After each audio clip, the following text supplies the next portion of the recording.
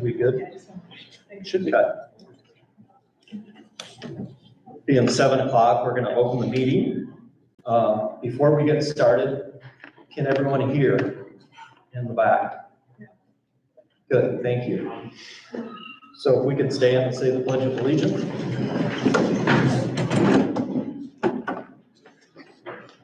I pledge allegiance to the flag of the United States of America and to the republic for which it stands, one nation, under God, indivisible, with liberty and justice for all.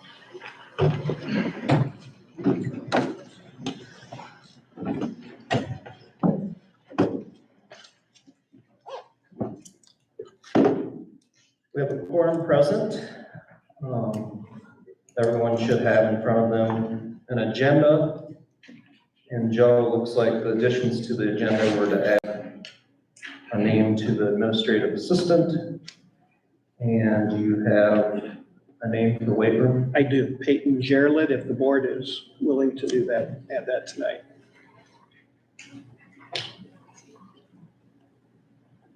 Okay.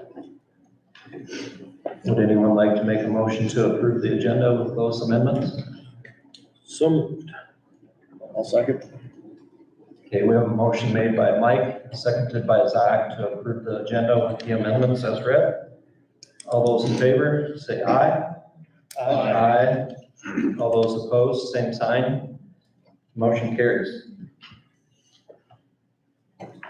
You should also have in front of you the consent agenda, which consists of the minutes, the invoices, and the financial reports. Just a bit about that. With the invoices, hopefully everyone looks at those ahead of time. If you have questions on them, it's best to look at them ahead of time, and then sometimes you can ask the superintendent even before the meeting.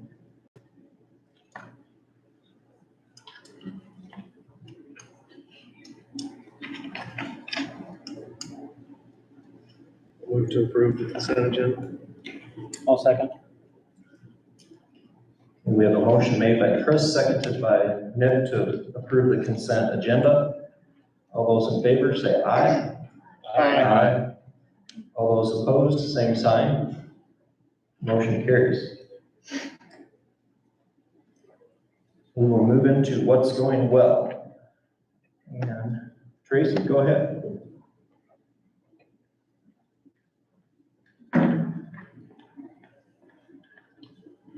That may not be on. Good evening. Is it on? Can you hear me? Yeah. Just wanted to report that we just finished up kindergarten roundup at the elementary. We had our parent meeting on March 9th and roundup on March 10th. Students were able to come from the preschool from 9:30 to 10:30 or 1:30 to 2:30. And students who did not want to attend kindergarten roundup at PAC were able to stay in the preschool and follow their normal routine.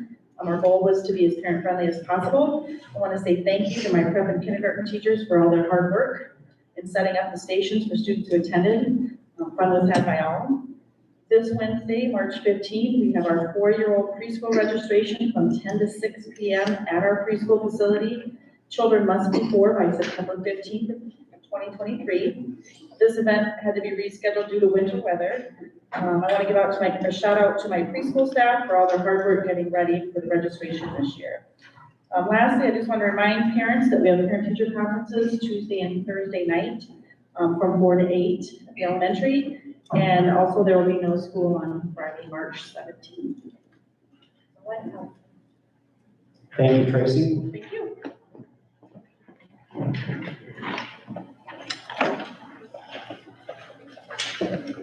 Good evening, everybody. We've had some awesome student success in the past few weeks. First of all, congratulations to all of our winter sports teams on the completion of their seasons. We had 1 girl wrestle at state and 5 boys wrestle at state this year, and our girls basketball team made it to the state semifinal game. That was a lot of fun to be a part of that. Congratulations also to our show choir and jazz band kids on another successful swing show that happened this past weekend. It was a great, great show. Very proud of the students and adults involved with that. It's hard to believe that third quarter ends on Thursday this week already. And we'll be hosting parent-teacher conferences, like Tracy said, on Tuesday and Thursday this week from 4 to 8 p.m. on both nights. We really encourage families to stop in and try to connect with teachers, make those connections that'll help grow our students and move them forward in their learning. So, thank you. Thank you, Andrea. Next, we have Paige Lenz to speak about the new mental health position. I have to apologize, I'm very nervous. That's why I stick working with my kids. I really wanted to formally introduce myself. I'm Paige Lenz, the new school-based therapist for the Pocahontas School District out of Berry Hill. I am a 2007 graduate from Pocahontas High School. I wanted to take the time to inform you of how things have been going the past 3 months. I believe things have been going very well with the students I have been meeting with, have been fully participating and engaging in services. I am also happy to see the number of middle and high schoolers reaching out for services, as there is a stigma with mental health. So bringing awareness to talk about it to help individuals is very important to me. The school staff to the administrative team have been so welcoming and helpful, which has made this transition smoother. As of right now, I have 22 students and have a few more evaluations set up. I want to personally thank you guys for giving me the opportunity to be here working with the students and staff. Mental health is a topic that should be taken seriously and affects all of us, whether it's personally or through family or a close friend. So again, thank you for the opportunity to be here and giving these students easier access to mental health services, as there can be barriers with transportation and funding and all that. So I think it helps bring them more awareness and have a brighter future. So I thank you for helping making us more available. Any questions for Paige? Hey, Dustin here. Hey. 22 students with more on board. Do you feel like you need more help, or do you think that is quite the load? Well, I think that we can always use more help. As of right now, my criteria for Berry Hill is like 24 students, but I've made enough slots for about 32. So I'm actually gonna be wanting to see more than what Berry Hill is wanting me to, because I don't like turning kids away, so. Sure. But yeah, there's always room for help, so. But I think 22 just in 2.5 months is good, and I think I have 3 more evaluations to set up and get parents called and in here, and yeah, there's always room for more help, but right now I'm good. That's the only question I had. Thanks for what you do. Thank you. Thanks for having me. I am loving it, so. Thank you, Paige. It's good to see people taking advantage of the service, and hope things continue to go well for you. Yes, thank you.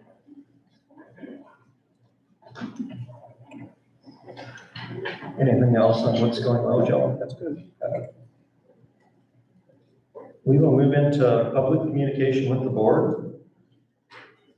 And we're going to start with Allison Barnhart with regards to communication, an article online she would like to share with us. I'm Allison Barnhart, and I'm a 2003 graduate of PAC, and I got my BA from BBU in 2009 in Management and Human Resources. I found a good article online, and it's entitled 8 Warning Signs That Your Workplace is Becoming Toxic. And the reason why I picked this is, well, that's, my degree. Number 1 is inexplicable turnover.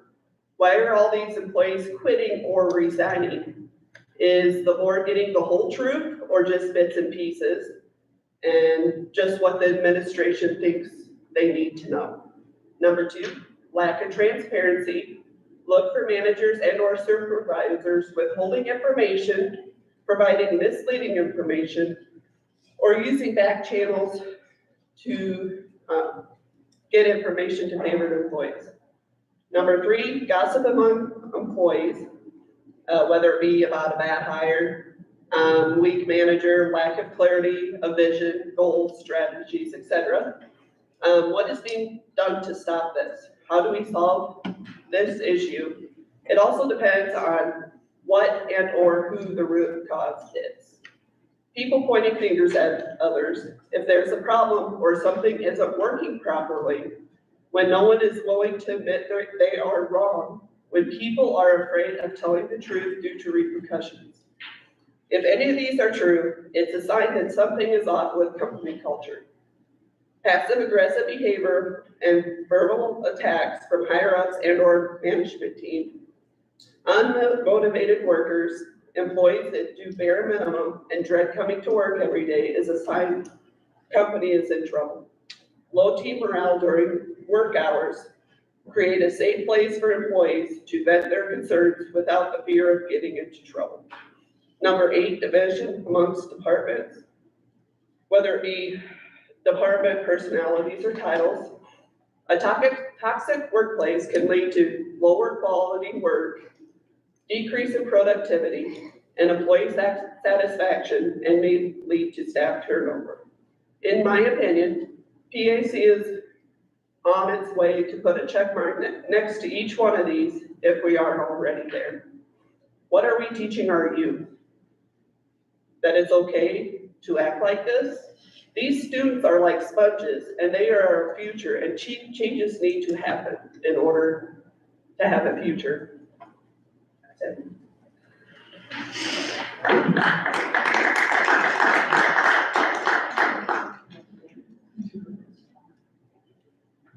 Next, we have Cindy Boots to speak about Iowa code and use of a vacant school property.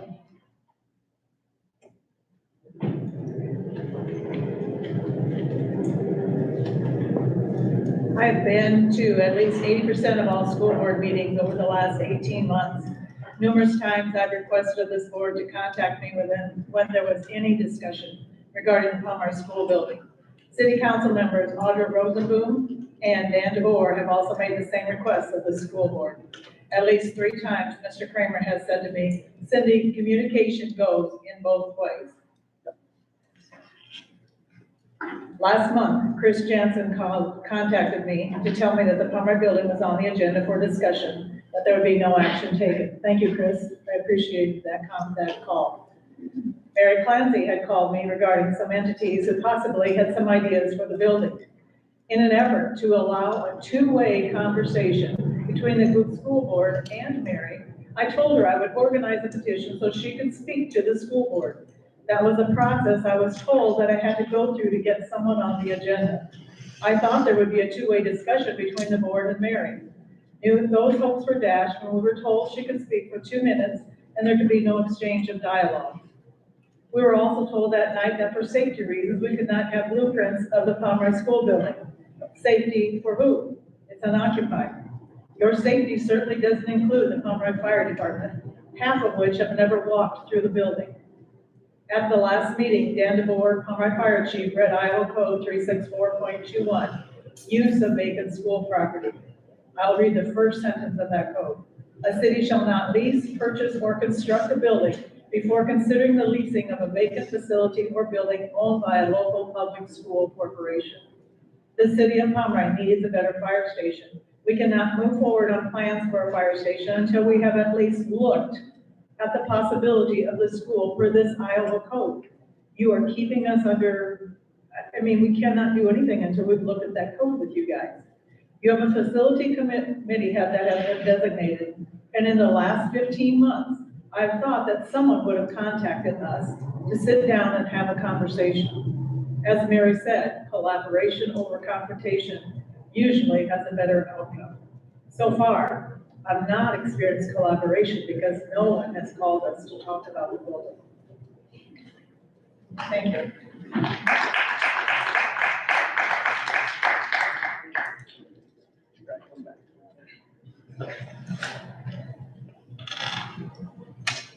Next, we have Eric Gurnis to speak about concerns with communication and transparency. Hear me okay? Is this good? Yes, I can hear you. Louder? All right. Good evening. My name is Eric Gertis of Pomeroy, and I am a 2022 PAC graduate. As a PAC student, I was active in several activities, and despite being a college student now, I continue to be active here by helping with middle and high school mock trial, as well as by putting promotional videos together for state qualifying girls basketball team. Congrats, by the way. In early 2022, it was becoming clear to me that our district was losing a significant amount of staff members at an alarming rate. I began reading public comments on social media from former staff members, and the issue became clear to me. They all had one thing in common for why they were leaving: Mr. Kramer. They noted his lack of communication and empathy towards staff. As a new voter and vice president of the PAC Senior Council at the time, I felt like I needed to make a statement. Due to fear of retaliation, however, I took a different approach in the form of a Comp 2 essay. I wrote a paper titled "Replace the Current Superintendent."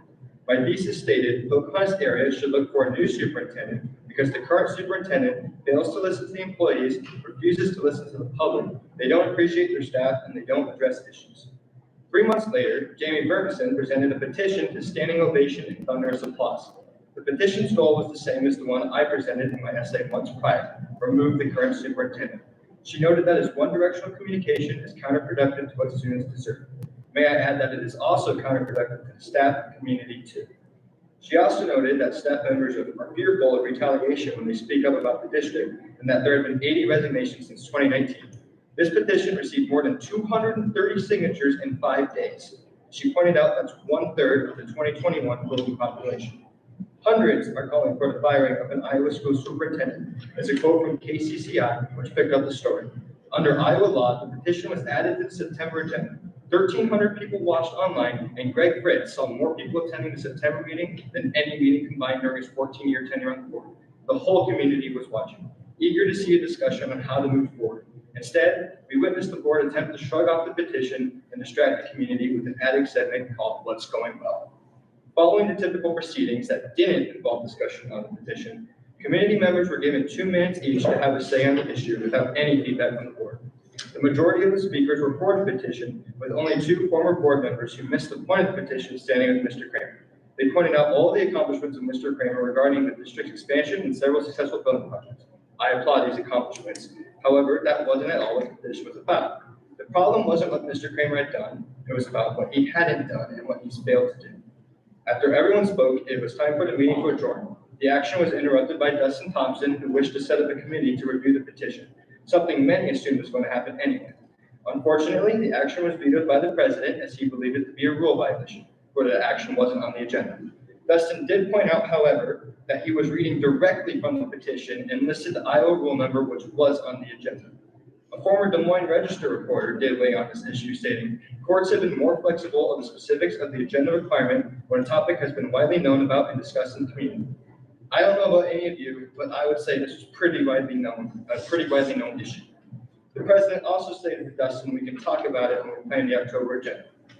Was the petition discussed at the next meeting? Nope. The school attorney came instead and gave the board 2 hours of laughable school board training. This was another attempt to discourage the public from attending the meetings.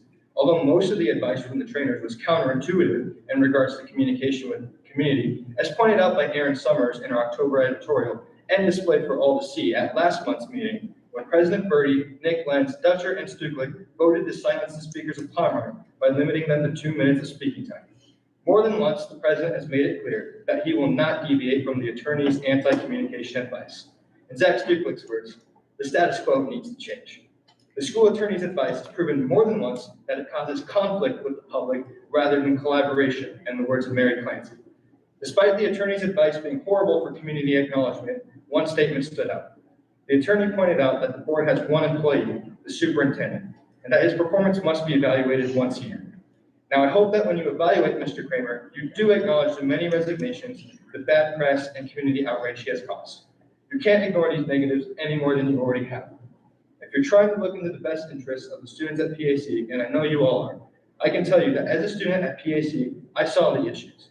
As an alum, I continue to see the same issues, because as I stated in my paper, Mr. Kramer refuses to acknowledge the public and his staff. Now I see certain members of the board refusing to acknowledge the public as well, by covering up the issues with smoke and mirrors. I see it, we all see it. We're not going to ignore it as you ignored us. We counted on you to do something.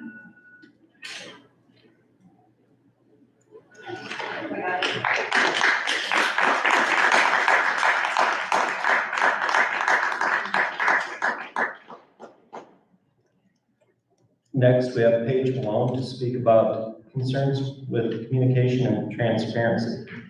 I'm Paige Malone. I'll be finishing Eric's speech. We counted on you to do something, to at least discuss and evaluate the issues we bring forward.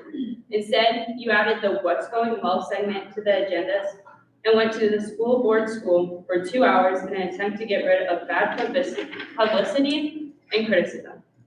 To quote Ronald Reagan, you counted on us to be passive, you counted wrong. I can't wait for November. Eric has a longer version of the speech that he wished to share, but couldn't because we are allowed 5 minutes. He has left a lot out. He will hand you a full copy of the speech with his sources to the board so they can fact check it, unless that's too much public interaction for you.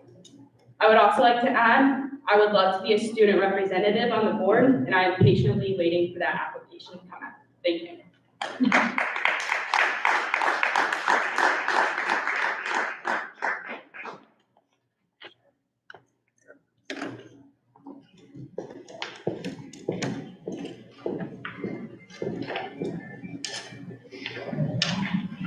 We'll move on into the business.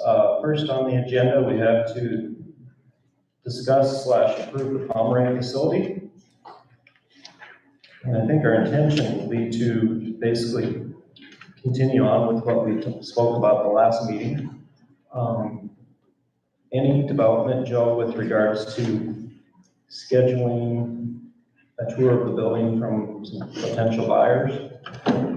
We currently are still waiting for confirmation of a date. My understanding is the board has been contacted stating that there hasn't been adequate number of dates. I will draw to the attention of the board as well as those who are present that 11 separate dates have been shared so far. 19 total dates and times have been shared so far. In one email correspondence, there was also a statement that they would get dates from these prospective individuals. I have not received any of those corresponding dates at this time. I believe we are now still waiting for a contact with regard to a possible date. As I stated in a previous one, we will not be handing out blueprints. It is not recommended. This is a part of what Homeland Security recommends as far as buildings are concerned at any time. Even though we do not have classes in Pomeroy, we still have students who utilize that building for practices. So I would argue there are still students in that building, and as a result, it would not be prudent to hand out blueprints now or as long as that potential exists.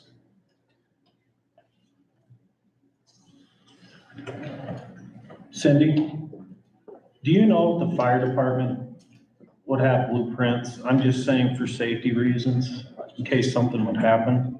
Are they allowed blueprints? Fire department potentially could, law enforcement potentially They could. could. So they. But they could not share those Sure, blueprints they with need any other I know, individual or they entity. need those though for, if And there we're- was a fire. And we're working structural, with or the county currently Okay.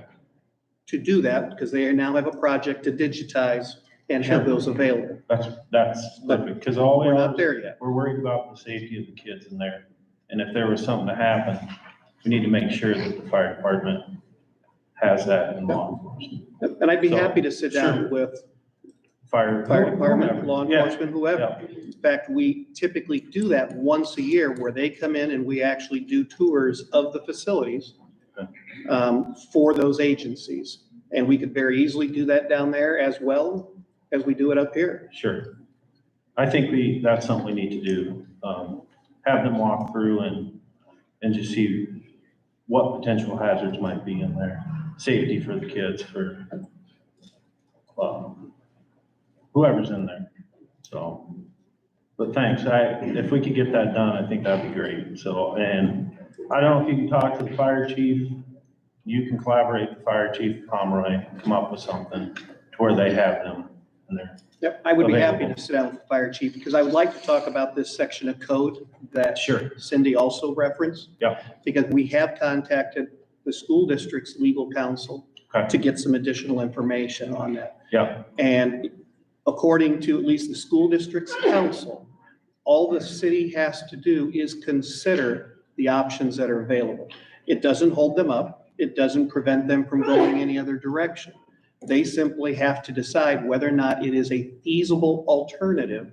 And if it isn't, they can continue moving through that process. But in no way does it hold up a decision-making process for the city or the fire department. They just simply have to incorporate evaluating whether that building could meet their needs. And if it doesn't, they can proceed. Sure, yep. And it makes sense. So what is the process of handing that property over to the city if they decide they wanted it? It would be a quick claim deed.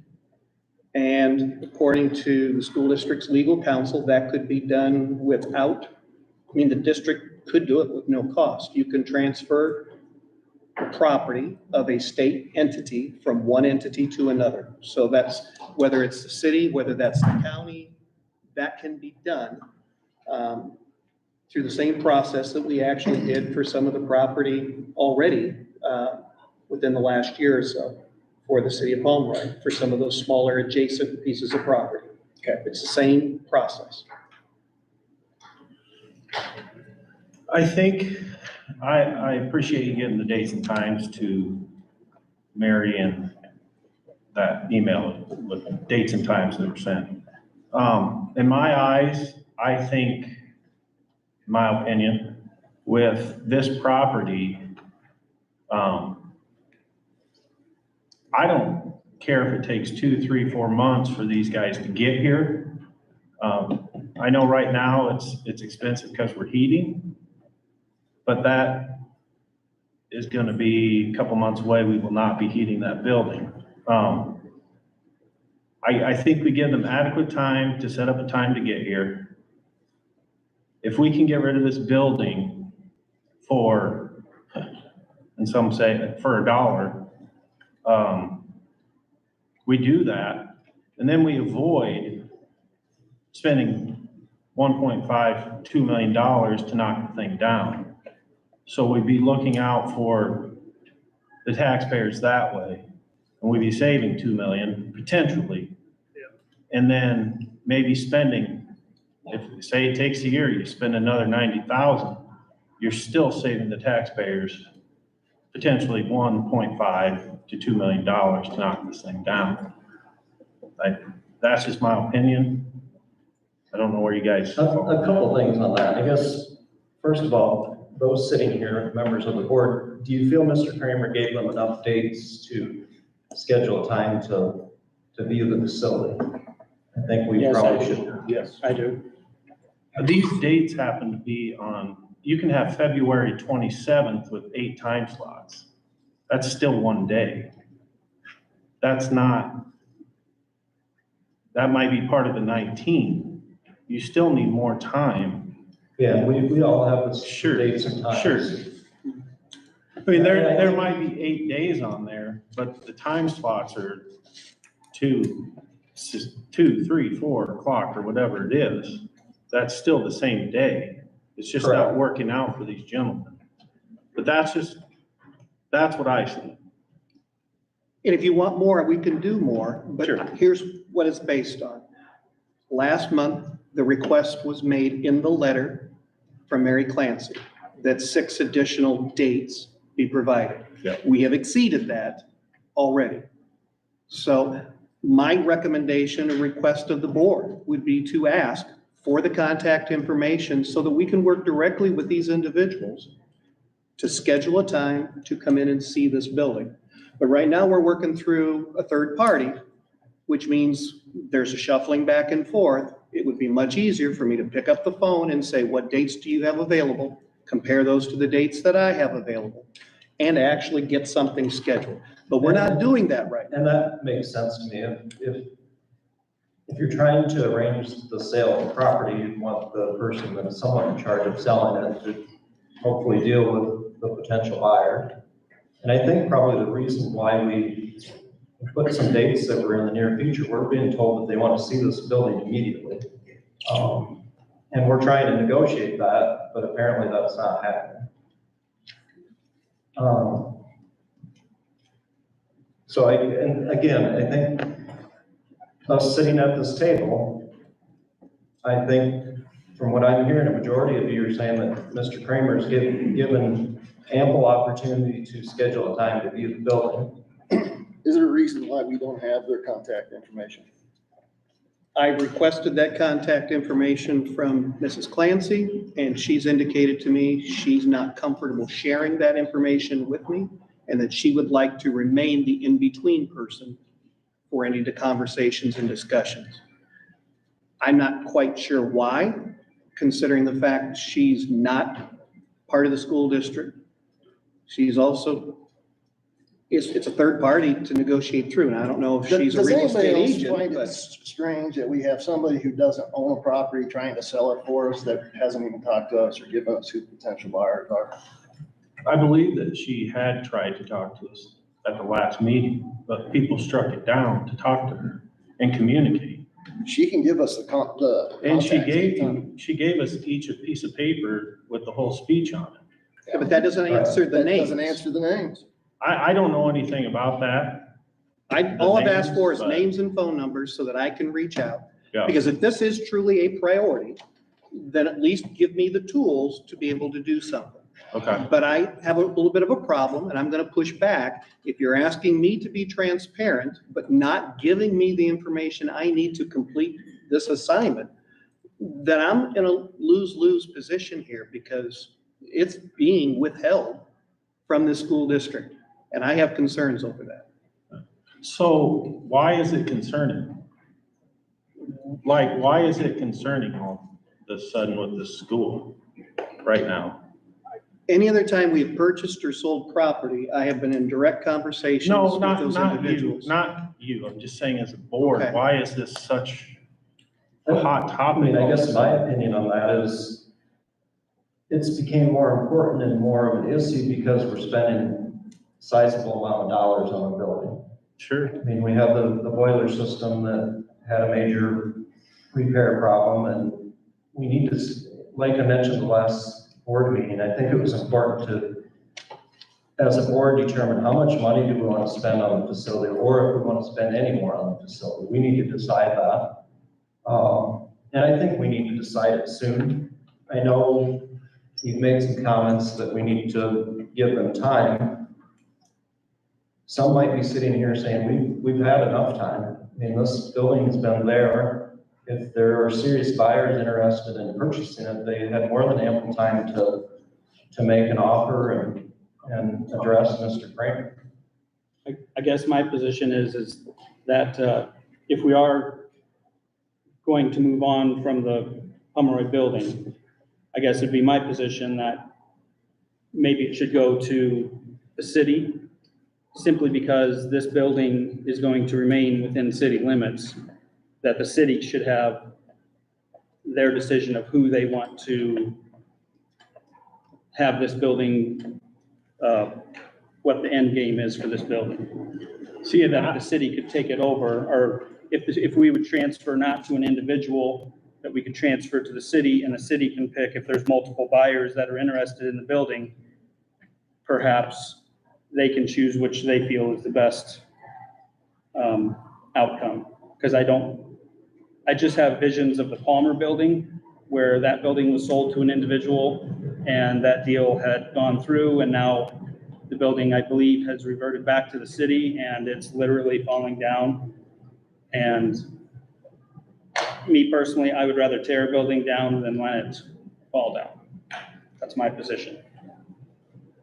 And you don't have to look too far. There's multiple examples of school buildings that were not torn down, left sit there to die, and I don't think that's what the board would like to see. Don't want to speak for the entire board, But there again, I know these times have not worked out with these gentlemen right now.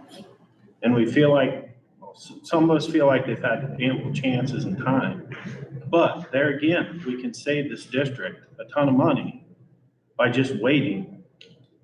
Or even, you could almost set a date. I don't know if it'd be June or whatever, saying, hey, If you haven't contacted us or we haven't set up a time yet, then we're moving on. Yeah, I don't think anybody here wants to take action tonight No, on making a yeah, decision or anything Yeah. like that. I think you're looking more 2-3 months down the road, 6 months down the road. but that's if these guys are allowed more time to look at it. 2, 3, 4, 6 months. Well, that's what I That's mean. plenty. If another 3 months, we're not out anything. I Is mean, what if they I'm haven't saying. showed, And if they yeah, I take agree. it, we're, I agree. If they haven't showed but if they haven't showed in 3 months, yeah, we just gotta go a different direction. sure. At that point, because, I mean, at that point, you're giving them 4 full months to show up. I agree with Nick. If it comes down to it, if the city would take it, let them have it. They can sell it. You haven't talked to us, period. Then we're just discussing this, ma'am. I know, That's all but we're you doing. haven't We're just talked. discussing this. Please sit down. I'm just agreeing with what Nick said. Sure. If the city would take it, we'd probably more than willing to give it to them. And they can sell it to whoever they want. If this doesn't work out, if you want to wait 2-3 months, that's fine with me. I mean, I've tried to be easy to get along with this. You are. Those are just my thoughts, my concerns, these are just my opinions. That is it. I know we're not making and approving anything tonight, but these are just things to think about. That's it. Do you think it'd be wise to go ahead and contact Mary and say, hey, your guy's got 60 days, 100 days, whatever it is, Give them 90 days. to get this thing lined up? And then the board's gonna make a decision, one way or another. I think it should be shorter. I think you should ask Mary to provide the contact information, and quite honestly, that shouldn't take more than 48 to 72 hours maximum. It just should. If you're interested, if you're interested in the building, you're gonna move on it quickly. That's my position. Yeah, well, and they will, but they need to look through a property and decide. It's gonna take time to decide if they're gonna do anything. They gotta look at it structurally, come up with blueprints of what could possibly work for them. I don't know these guys. I've never talked to these guys. I'm assuming that that's what would take place. I don't know. It's gonna take time for them it wouldn't be a spot on purchase, I would think, right there.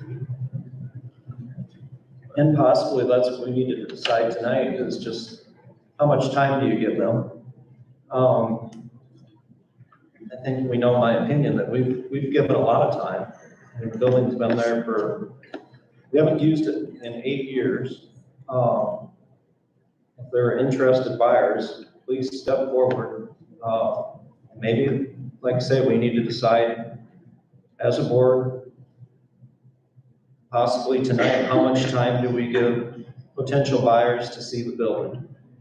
And I do agree with Mr. Kramer. I don't see the reason why, if we have potential buyers, they can't be in direct contact with them. It just seems like it would resolve some problems with scheduling and get it done more quickly.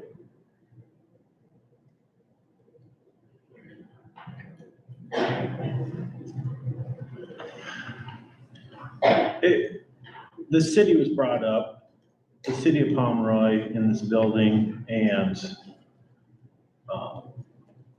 quitclaim deed. I assume that the city could not afford to fix that or take over control of You that. have never talked to us, period. Yeah, The interest is there, but you guys have never talked to us. That's the issue.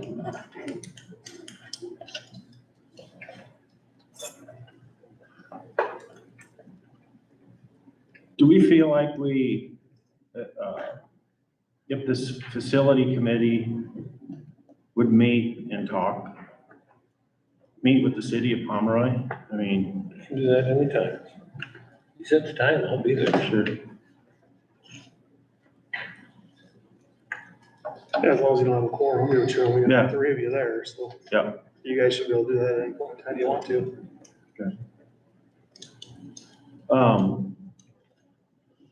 Can we provide some dates, I guess, with the city, or see if they can't provide some dates that we can meet with them? Can you let us know a date on that? Can you let us know a date on that? It's not right away. I don't know what you're talking about. What'd you say? We said that the facility committee would meet with the city and get your guys' opinion of it. That'd be a What you- wonderful thing. We've been asking for it for 15 months. That's fine. You set a date, we'll Well, I give you a just yes don't or like no, the or a idea. few dates. I don't like the idea of you guys sitting here discussing this thing about something that we have never talked to you about. Oh, that's fine. We're just discussing what might happen in the future down there. We're not gonna make any decisions tonight. I'm not asking that. I'm I know, asking you to and I'm sit just, down and and I'm talk just to saying, us. you want the city, if you give us a few dates, we can say yes or no to them. The facilities So what are you committee talking will about? link. The facility So committee? Yes. if you could set up some dates, to meet with the facility committee, to talk about what the city may want to do, may not want to do, with that building, if it was. Please come up with, Mayor, will you be in the office tomorrow? I can meet you anytime. I will make it a priority, Okay, how about I call you at 10 but I would o'clock? like to have maybe someone else there. I'm saying I will call you at 10 o'clock tomorrow if you work in your office, and we will get dates so that we can forward it out to the committee.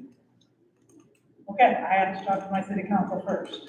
I mean, you're wanting dates, so I have 5 people to talk to. We understand. I don't see a problem with 10 o'clock that. tomorrow. So, So 10 o'clock tomorrow isn't an option then, so how Well, I'm long? just saying 10 o'clock tomorrow, I don't know if I can talk to. I understand that, so what would be a timeline that you think is reasonable? I can meet with you, but I can't set, this is the date tomorrow, because I have to talk to 6 people first. And my question I'm asking you is, do you need to talk to those 6 people to identify dates that could then be shared? That would be With the a good facility thing, committee. yes.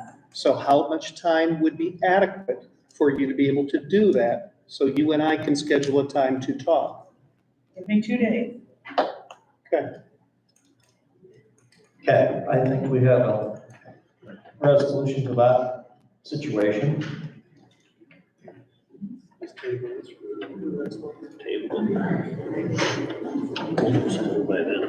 Hey, can I ask one other question?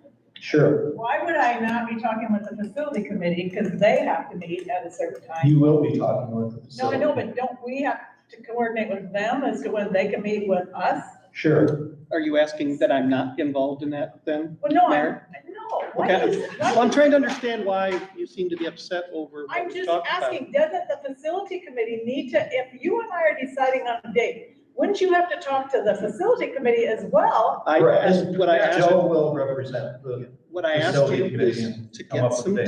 dates so that you can share those with me, so that I can push that out to the facility committee. You and I aren't gonna decide this. You've got to find out what's available for your people, and then I will facilitate expediting getting that information to the facility committee. Okay, we probably Simple need as to that. have a coordinator for the He'll just The text us with the facilities dates and committee times. as well as Say, city yeah, council. that'll work. That'll work. That's what he usually does. What? He just texts us with dates and times, and we say this day will work, or this day won't work, or. Okay. Okay, thank you.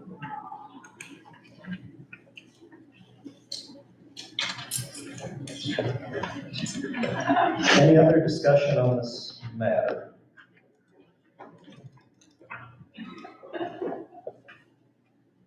Or do you feel like we need to table this to our next meeting and? I think it needs to be tabled until the Yeah. facility committee meets. Motion to table it till the next meeting. I'll second that. Okay, we have a motion made by Zach, seconded by Nick to table the discussion on the future of the Pomeroy facility and potential buyer uses until the next meeting. All those in favor say aye. Aye. All those opposed, same sign. Motion carries.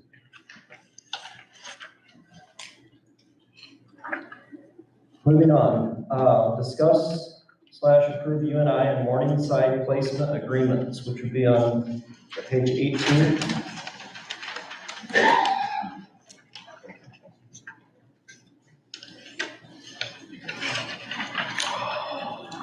These two agreements would allow the school district to partner with both UNI and Morningside for the placement of teacher candidates at varying levels within their teacher ed programs. I would recommend approval of these so that we can bring these potential candidates into the district, and it allows the principals a firsthand look as they're working with the children in our district. We've done this before. Yeah. So moved. Well, discussed, so then also. Did we have anybody come last year, any students teach this year? Pardon? Did we have any student teachers this year out of college? We did, good. We've had 2 or 3, I believe, in this building. Oh, And then some like placement, where they just come in for 8 weeks at a time. okay. 2? Awesome. Mike, you sent mixed signals. Did you make a motion to? Move to approve. I'll second it. Okay, we have a motion made by Mike, seconded by Chris to approve the UNI and Morningside placement agreements. All those in favor say aye. Aye. Aye. All those opposed, same sign. Motion carries. Moving on to calendar hearing. And to discuss the options to reduce the number of makeup days. And I'll let you lead into that, Mr. Kramer. You should have, I believe, do they have an additional packet, Karen? Okay, so I'll just read through it. We collected some data from staff, this is teachers and support staff from Pocahontas area, as well as staff from Lorenz Marathon and Pocahontas Catholic. We provide the transportation to Pocahontas Catholic on our transportation, so any changes we potentially do to the day impacts that arrangement and that sharing, our ability to provide that transportation.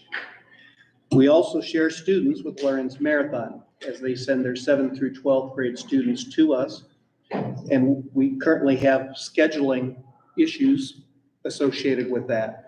Their elementary students currently attend school 18 minutes longer than our students attend school in order to facilitate getting back to Lorenz Marathon so that they could load their students on a bus and run their routes as normal. We presented a number of options that were brought up by staff for consideration, including this Friday, March 17th, the parent-teacher conferences. There were 27 PAC staff that indicated no. 44 people total who completed that survey indicated no to parent-teacher conferences. This would be the equivalent of a 6th day of school in the school week. We have parent-teacher conferences on Tuesday and Thursday nights. Those go late from 4 to 8 each of those 2 nights. That's the reason typically we don't have school on that Friday as a result of that. By adding school that Friday, it would be the equivalent of 6 days. While there are groups that put in 12-hour days and very long stints, they typically limit those to 3 days in a row versus 6 days of putting these in. I would have concern, and in talking with the administrative team, we have concern that we have some students as well as some staff who that is going to be taxing for. That by the time we typically get to a Thursday night, people are tired. They put in a long hours preparing for conferences. They put in some late nights. Completely acknowledging we have staff that are stressed out over the number of snow days, makeup days that we currently have on our calendar. This year, in an attempt of hoping that we might have an easy winter, snow makeup days were removed from the calendar at the request last year as we were looking at the calendar and through negotiations. In an ideal world, that was great. The problem is this year wasn't a normal year, and we're not done yet. We still have a good month left potentially.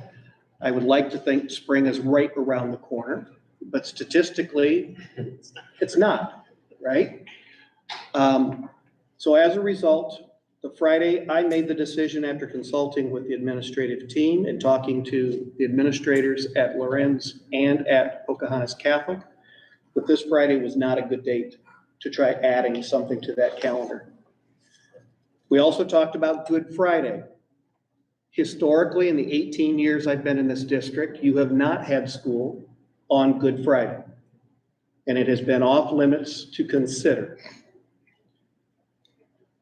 When we surveyed staff, a full 30.4% said no. That's approximately 41 people.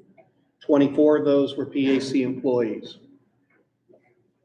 We also talked about the Monday after that Easter weekend, or what we would refer to as spring break, the 2 days around Easter. 30 individuals said no to that date. 21 of those were PAC employees. We also asked the question, would you advocate adding time to the current school day to make up instructional time? With 3 options being given. One of those was adding 15 minutes to each school day. That could generate 2 additional days by the end of the year. Other option was 30 minutes onto each day. This has the potential to generate 4 days of instructional time. The third option was no, extending the school day would not be healthy for some students or staff. The ratio of those was approximately 60% saying adding 30 minutes, 22% stating no, and approximately 18% stating 15 minutes. In talking with the administrative teams at both Pocahontas Catholic and Lorenz Marathon, as well as our own administrative team, there are concerns with adding time to the day, what that does to students, as well as to staff. In particular, it would add additional time to the Lorenz Marathon elementary students who currently do not get out of school until I believe it's 3:35 in the afternoon. So adding additional time would put their day at roughly 8 in the morning until about 3:45, 3:50 in the afternoon each day. This would be for their elementary students. That's a long day. And I'm not sure I could sit here and ask art, kindergarten, first grade, second grade students to do that, to be perfectly honest.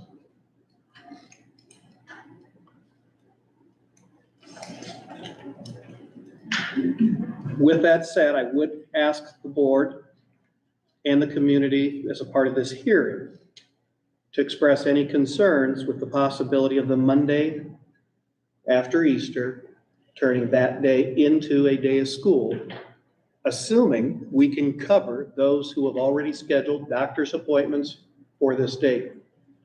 When we pass out the calendar at the beginning of the year, it allows staff to look for the no school days and then schedule doctor's appointments and other appointments. When we change that calendar, that potentially creates hardship for some of our employees. With the limited number of subs, we would still need the ability to cover for that by making a calendar change. In theory, you could apply the same thing to Good Friday. I'm not going to sit here and recommend when 18 years of feedback has been not to have school on that day. But it is an option. I can't recommend it.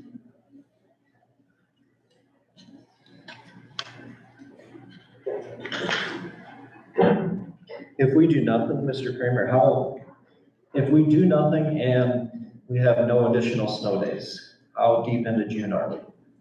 Currently, June 9th would be the last day for students.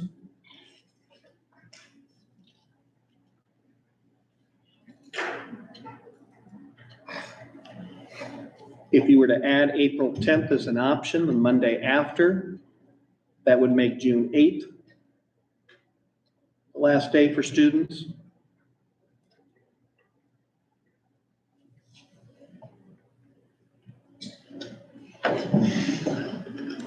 we've missed a total of 12 days total this year.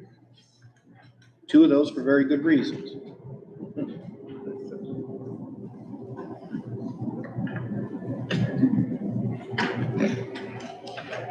I do sympathize with the staff. I mean, no one wants to go to school through June 9th. With that being said, we can't control the weather, obviously. The other thing I go back to sometimes when we have these discussions is that we're not asking staff to work additional days. We're asking them to work the days that they did not work due to the snow events. How does the board feel about the possibility of adding the Monday after Easter as an amendment to the calendar?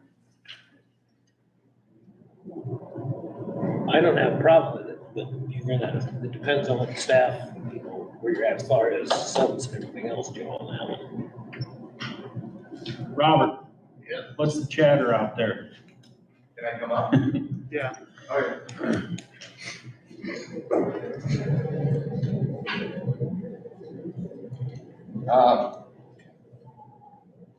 The chatter would be, and I think Mr. Kramer hit the numbers pretty well. There's not gonna be total consensus anywhere. It's just not gonna happen. When he talked those numbers, and I've seen those numbers, roughly 75% of the staff is looking at ways to extend the day or add additional days. That still means 25% is not. Okay, so there's no perfect way to do this. What I would say though is 78% of the staff has expressed interest in extending the day 15 to 30 minutes, but I've also talked to Mr. Kramer about how that impacts Lorenz Marathon. One thing that I did know is a neighboring district, SCC, runs a 9th period in which they still have kids in-house while also transporting the kids that go back to Rockwell during that time, in which they do still count it as school day. Not saying that's the best way to do that, but I'm just saying if that's a instance to look at that. One of you made the comment that you're not interested in giving staff, like alleviating a staff day. We're not looking for that either. What I think is when you hit June with students, I think you start to hit, and Mr. Kramer and I have talked a little bit about this, you hit Bible school, you hit Pee-wee, baseball, softball, you hit all that summer stuff that is generally starting in June. And it creates a big headache trying to figure it out for parents and for students. In my personal opinion, kids in June isn't the best interest for kids, but that's my personal opinion. It doesn't mean that I still wouldn't do the amount of days that I need to do as a staff member. So that's my take, and I guarantee you not everyone agrees that take. And I'm okay with that, but I do think that no action frustrates a lot of people.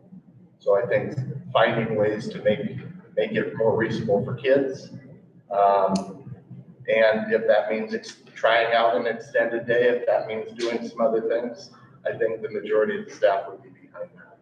But I don't think anybody is expecting the board or anyone to say, staff, don't fulfill your contract. We're just looking at student aspects. So that's my take. Thank you. Thank you. My opinion on this is that we need to, go ahead.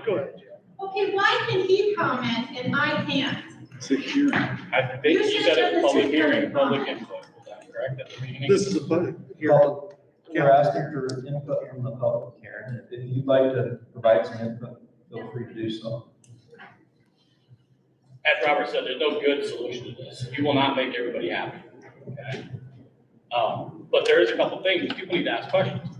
For instance, Lorenz Marathon has been brought up. Could they take their elementary kids home early, then come get their high school kids since we're going 15 minutes or half an hour longer? Just an idea. Also, on extending days, I've seen this done, and it's not anything here that is ready to pack or Fort Dodge or Manson.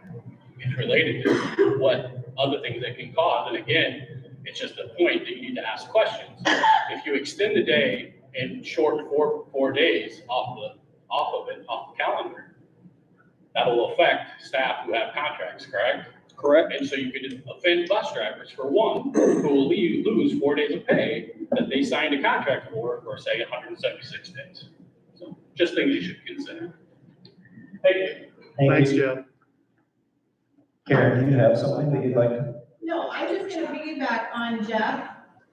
Kudos, because I was thinking, anybody that's considered contract as far as cooks, teachers, associates, bus drivers, some of our secretaries, they're on the contract, there's a certain number of days. And if we extend the days and they don't get paid for X amount of days, how are we supposed to fulfill that contract?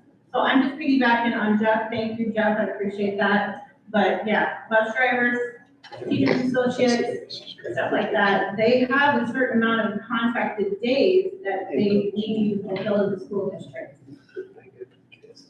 And no, we're not gonna make everybody happy, but I just wanted that to be heard because it's not just teachers, it's all staff. The two categories that would probably be most hit is going to be your transportation, along with your cooks, because they've got smaller windows of time that they're actually operating. So extending the day doesn't add time to meals. It doesn't add more trips for transportation. Those two groups are negatively impacted by those decisions. Yeah, it's true, but I think at the end of the day, no kid going to school in June is gonna learn anything at all. So my opinion would be to extend it a half an hour, try it. Plus use the Monday. I agree with you That's on my Monday. I think Monday is something that we gotta look at.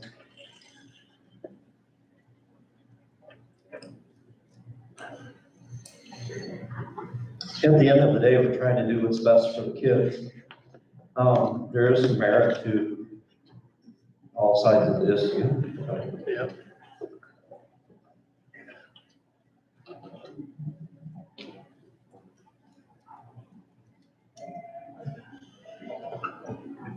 $15 minutes would eliminate 2 days, 2 days. 30 minutes, 4. 4 days. That's assuming we do it for the entire And that's, days that are without remaining. any more snow days. Correct. Yeah, it's just not have at least a couple 2-hour late starts. Not hot right now. How many days do we not have to make up because we have enough hours in the semesters? You bring up the Carnegie units, but I know one of them is May term, but we only made up 2 of the days for first semester. How many days do we not have to make up? And still have enough hours to count as semesters for both semesters plus the May term? We have 18 hours currently of excess built into this schedule. I just think that's important for people to know to Yep. make a decision like that. My preference would have been probably not to share that yet, but you brought it up and that's fine. And here's the reason why I say that, Heather, is because I don't want staff to feel like something's been taken from them. We have some cushion built in. However, we've got enough winter left. I can't realistically sit here and look you or anyone in the eye and state that we're not going to have potential impacts due to weather for about the next 30 or so days. The latest I've had to call off school, I believe, was on May Day. And we've got a lot of calendar between now and May 1st.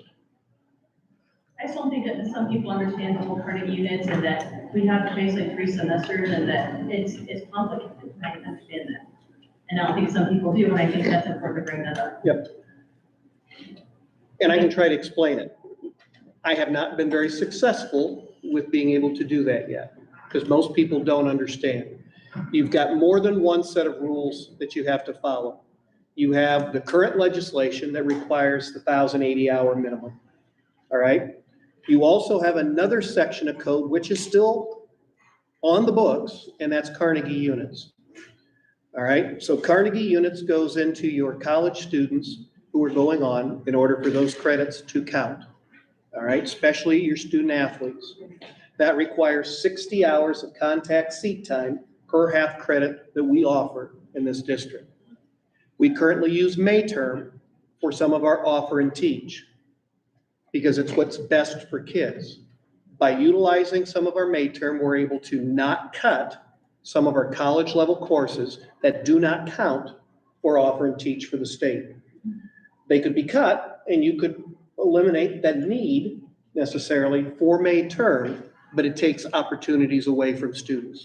The other group that it's impacted is math. We currently offer multiple courses. I'll use Algebra 1, Algebra 1/2 A, Algebra 1/2 B. Those three classes all have ultimately the same standards. As a result, the state only counts one of those three. So as a result of that, we also use May term in order to get another offer and teach in the math credit side. It's complicated. And I'm not going to sit here and pretend that it's easy for me to present it, but there are multiple sections of code that we are supposed to be following. We can do it because I've been asked, can we eliminate May term? Yes, you could, but you're going to have to eliminate classes that I believe are good for kids. And I struggle with recommending to you at this time to do something simply because we have a bad winter. It just doesn't compute for me personally. I'm trying to make recommendations that are in the best interest of our students. I think they need those opportunities, whether it's upper end or it's lower end. Is there a possibility of asking the governor for a waiver on all those days? Because they've done that in the past. Yeah, they have done it in the past and you're correct. No, I don't expect it to happen. And in fact, I shared that with the staff as well. Here's the reason why. When the governor did it last time, she did so without legal authority to do so. All right, the legislature sets in code hours and day requirements. The governor does not actually have that authority. And the last time she did so, she was scolded, and I would say reprimanded verbally that she stepped out of her lane and took away the power of the legislators who set that code. So as a result, in January, the Department of Ed sent out guidance to superintendents across the state. And one of the questions is exactly that. Could the governor do so? And the answer from the Department of Ed is that she does not have the authority to just forgive days or hours. And the Department of Ed? No. It takes the legislature. I mean, you have some. I mean, we're in Northwest Iowa, how can we not have no days on them? We're in Northwest Iowa, how can we not have a lot of snow days? I totally understand the frustration. I do. Every time I see forecast for snow, I know what it means. And I have individuals who say, I don't even want to see the Remind app go off. And I get it. You know, the first day or two isn't bad, right? Sometimes it's actually not a bad thing at all to get a little bit of a break in there. Mother Nature's gift, so to speak. This year, it's been very giving in terms of days off, and it's creating a problem. And it is stressing staff out.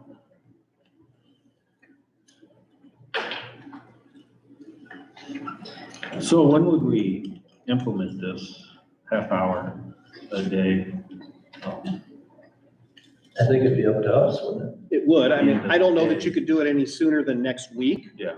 Because of the logistics Yeah, here. you gotta have daycare, all that set up. And I'll remind you to also think about other unintended consequences. As you extend the day, that's going to start impacting your track meets, your golf meets, because those are also scheduled with officials, with other schools. So there's a domino effect here in terms of these decisions. In addition to what it does to some of your sharing partners, which at this point, they're not in favor of that option.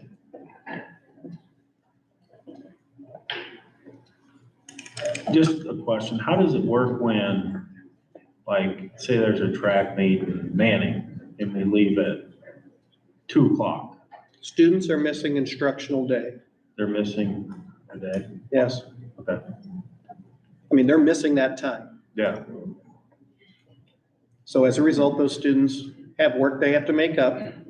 Yeah. It adds to their expectation. So what do you do in June, the first 2 weeks in June, with stop on baseball, how games during the day of school day? In the past, we have had to reschedule those and move the times back. Is that June 2nd, work still going to school until June 9th? It is. If we were to extend the school day, be it 15 minutes or a half an hour, the impact it has on the transportation and the other cook staff, et cetera, it's the loss of income that we're looking at as. It's lost wages for those two categories of employees that I mentioned. We've had it happen once where we forgave a day. When we did so, we made the opportunity available that if they wished to come in, we would try to find some additional custodial work for them to do, or we allowed them to use a personal leave day if they had one left in order to do that. But it does have an impact, and not everyone's going to have that at this point because they weren't anticipating this kind of a winter. So the hard part is you can't please everybody here. There's no magic way of doing that, unfortunately. Can we think 15 minutes before, so it doesn't affect things after? Track, busing, all that?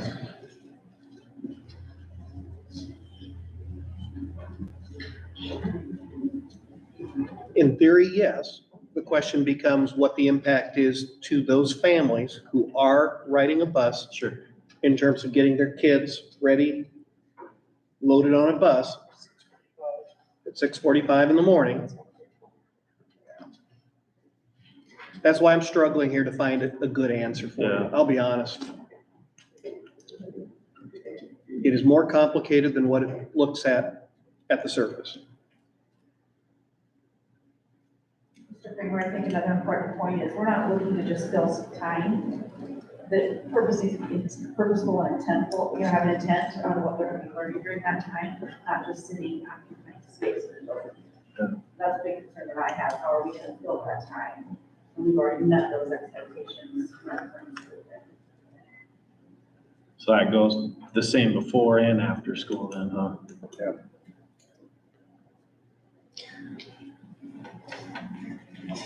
Well, this has been good discussion. It's not pleasant discussion.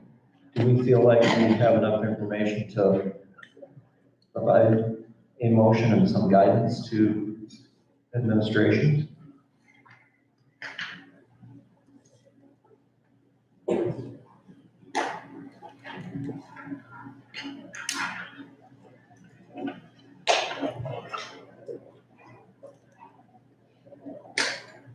I guess I haven't heard, can I get some more input, I guess, from the administration?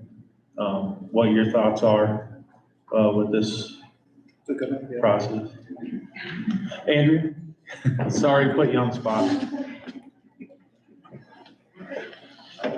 I'll just run over. So my concerns are the 15 minutes, it takes how many days of 15-minute extended day to equal one school day? 28 or something like that?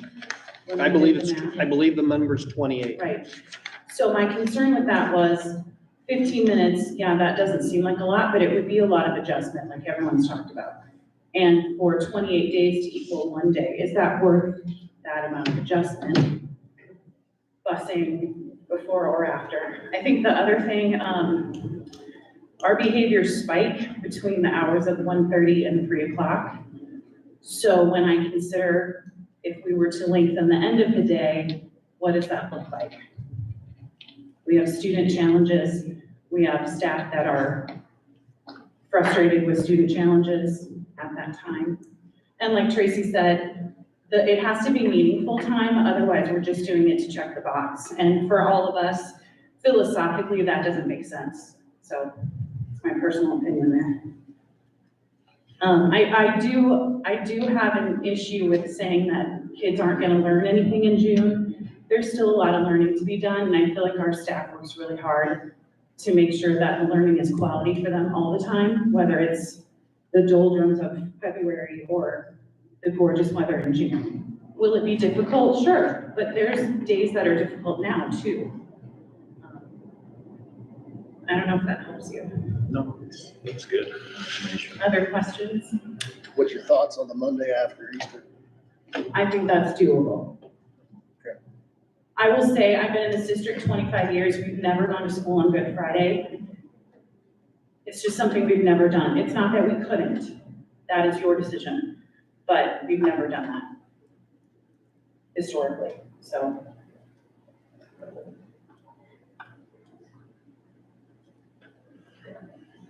Oh, yeah, thanks.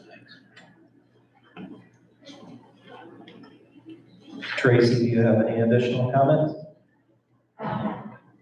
No, I would just say that I think extending a day 30 minutes would be really difficult for our children. They're tired of thinking. I am in favor of the Monday. I could live, go either way on Good Friday. I'm not a big fan of extending the day because we don't have anything to feel that time. Or even not our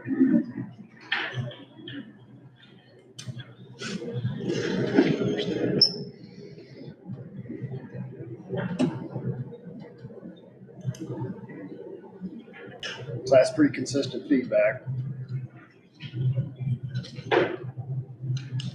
So we need a motion then?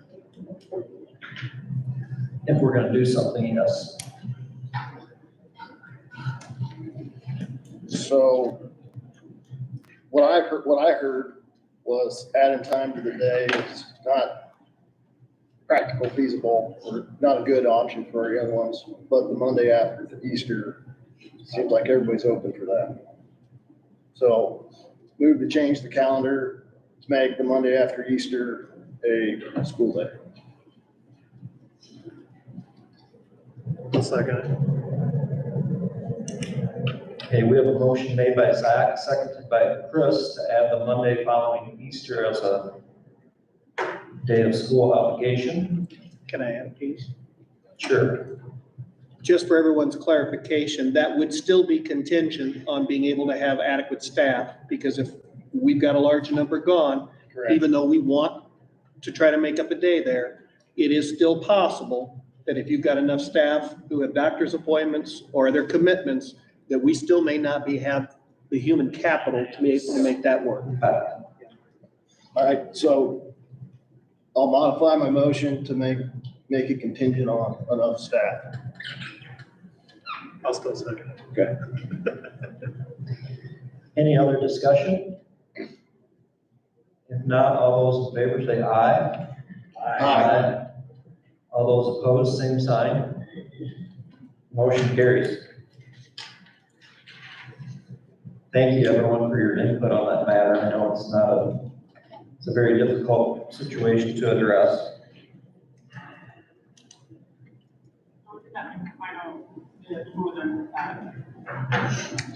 What was that? June 8th, I think.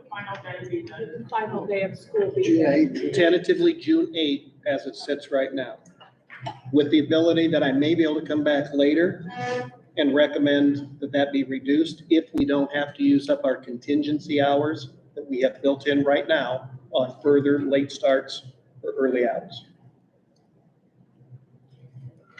Pray for good weather. I know nobody would like to, but as a school district, everyone's a school on Saturday. I know that's a big no-no, but, I mean, hey, how many of us have to work some Saturdays in our lifetime? It's an idea, but I think you're gonna have the same concern with adding to the day teacher and student burnout. That's my opinion. That's just a thought. And we could certainly collect some information and come back in another month on something like that. But I have a feeling some staff are going to say no to that.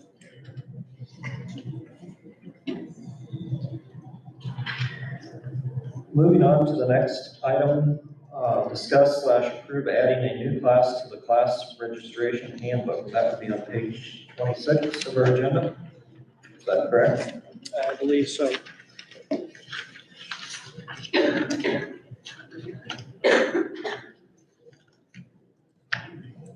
Short and the simple of this, we've had a request to add calligraphy as an art option for courses.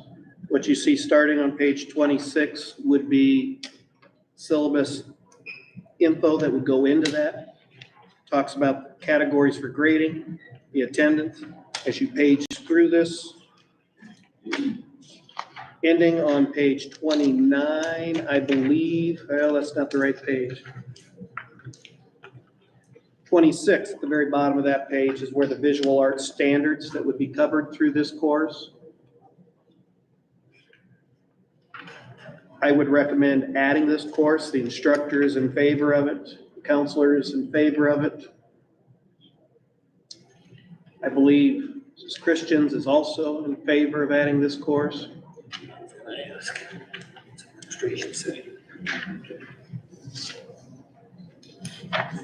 I'll move to approve. I'll second that. Okay, we have a motion made by Chris, seconded by Mike to approve adding calligraphy as a new class to the class registration handbook. All those in favor say aye. Aye. All those opposed, same sign.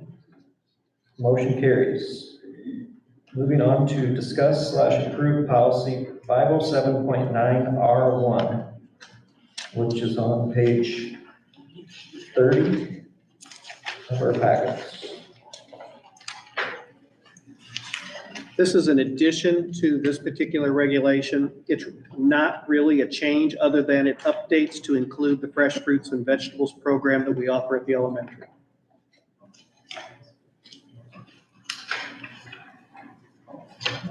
We have a motion to approve. So moved.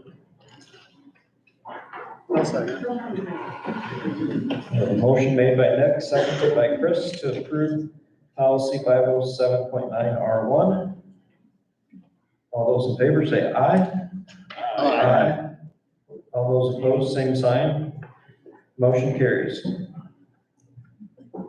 Next on the agenda, discuss/approve limiting senior year plus to a maximum of 2 periods per semester. Joe, if you could kind of lead us into that. Yeah, I'm gonna lean on Andrea here a little bit to give a little bit of, I'm there ready. you go, you moved on me. Sorry. Okay, so Senior Year Plus provides high school kids an opportunity to earn college credits while they're in high school. They can take online courses through Iowa Central. There's over 70 courses to choose from. They're free to students. Many courses require that they demonstrate proficiency in reading, math, and science before enrolling. So currently, our students have been provided 1 period during the day per college course that they're enrolled in. So prior to 3 years ago, there used to be a limit on the number of credits they could take, but right now, there's no cap, and students could essentially fill their schedule with all college courses. Iowa Central does allow kids to withdraw from a course anytime during the semester. We allow them to withdraw, like, obviously, we have to go with their policy, which is the first 5 days of the semester. And if they do withdraw within the first 5 days, we can put them in another class relatively easily in order for them to meet the policy, that current PAC policy, which is kids have to have 6 courses plus PE. So there are some times where kids end up dropping during the semester from a college class because it's too hard, they're not prepared, they change their mind, they don't like the course, they don't like the instructor. So the proposal is to limit the number of periods a student can use for SYP courses, Senior Year Plus courses, to 2 per semester. You could take as many courses as you wished. but we would only allow 2 periods on your high school schedule for you to do those courses. So you could work on your own time, evenings, weekends, whatever. In past years, we were able to put kids into like an OW class, an Odyssey Wear class, as a way to fill up their schedule, but in reviewing this practice, it's really not the intention of those courses to fill that. Those are more for our regional learning center students and our credit recovery students. So the proposal is to limit the periods a student can use for senior year plus courses to 2 per semester. Not limit the number of courses, just the periods. And this then avoids some of the abuse that's happening with dropping the courses and then not. And then finding themselves with lots of open canvas or lots of time that they're not in class. So. And it also helps them like own their education by making good decisions about what classes they're going to take, because the district does pay for these courses to some level, correct? Joe, Correct. talk more on that. Yep. Do we, I guess, does each kid have a plan if they do not, if they drop out? Do they have something set up to where if you drop out, you are doing this? Not just open campus, like other classes or? Yeah, so in the last 3 years, what has historically happened is they've gone into an Odyssey Wear course. That's the. Yeah, and like you said, in reviewing that practice, it's just not the intention of that Odyssey Wear program. Yeah. Okay. Because if they drop out 2 or 3 weeks in, it's really tough to put them in an in-house course that's already rolling. Yeah. So. Yeah.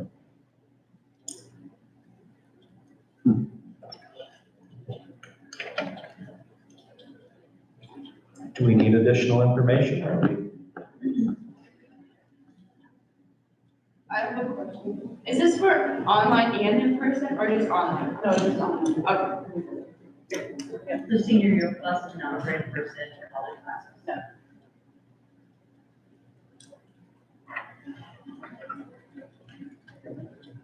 Thank you, Andrea. Okay, thank you.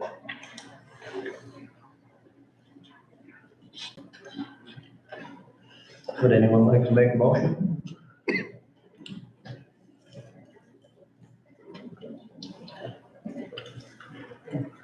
I'll make a motion on approving or a motion to limiting senior year plus to max of 2 periods per semester.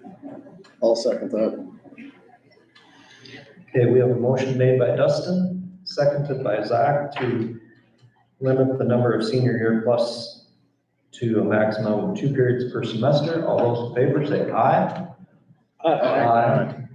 All those opposed, same sign. Motion carries. Moving on to discussing goals and adding a student representative to the board. Before we go into that discussion, I've tried to have an open mind to this discussion about adding a student representative to the board. I still feel I have an open mind to it, but I feel like I need to share some of my opinions to that with regards to that possibility. I know 2 of the things that were mentioned as positives to add a student representative to the board was scholarships and the possibility of that student or students, if it is more than one, to maybe encourage that person to be on more boards, be it school board or other boards in the future. My personal opinion at this point in time, I don't think we would be doing a student or student's favor to add them to this board, just due to some of the negativism that's been presented to board members over the last year. My personal opinion is that it just wouldn't be conducive to encouraging them to be on boards. I think it would probably do more to the contrary. I just have a deep concern about that. I don't think it's the positives that we would gain by adding a student representative to the board, I think are outweighed by the fact that, what we've gone through as a board, listening to some of the negativism, I don't think it's going to be a good experience for a student representative. My personal opinion. I'm not opposed to having a student council come report to the school board on a regular basis as needed, as they voluntarily do so. But beyond that, I wouldn't be in support of it. Does anyone else have any opinions on that matter that you wish to share? Well, I would say to any kid that would apply to this, that life's tough. Not everything's sugar-coated. What we've went through, we're still here, we're standing. I'm in favor of it.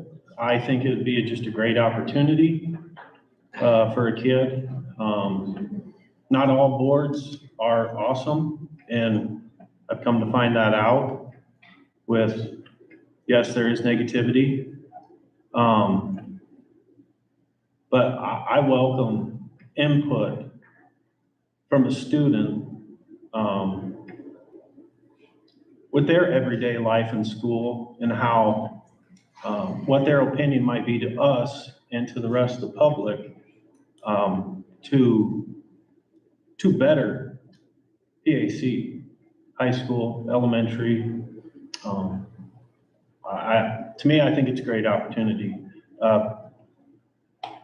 After we leave tonight, the negativity is not going to stop, no matter where you go.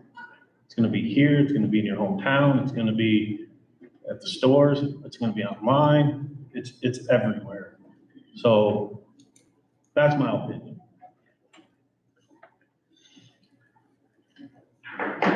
Would we make it on stipulation that they could resign?